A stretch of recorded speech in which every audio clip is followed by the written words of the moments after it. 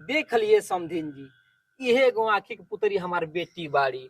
अब रौरे के राखे के बाद जो नहीं राखे। अक्का रखे के बाद ना रखे के बाद जी एहू जाके इकलौते बाड़ी, हमरो यहाँ के इकलौते बाड़ी। दूसरा तीसरा पतो तो बाड़ी सना कि रोज ठूसा ठूसी हो या कहा सुनी हो, ताला चाबी सब इनकरे हाथ में दे दे, जौने आई घर देख राख बनावे चाहे बिगाड़। ए हमारा चिंता काहे लेता नहीं, हम सब देख लेम नु। अच्छा ठीक है, चल जा। हेलो धला ठीक। अरे ना गोड़ मत लगे जी। हाय अरे बेटिया कबो झुक कर लाए समधिन जी। चल तनिया अपन बनौले बार दूसरा के के हमरी पहले बैठबू हो। आवाज देखा जान तो लोग चर्बी ना झाड़ देन त कहत रहिए जान। हमरी ना यार के लोग हमरा से टटबे ना करल त तू कौन खेत के मुरई हो।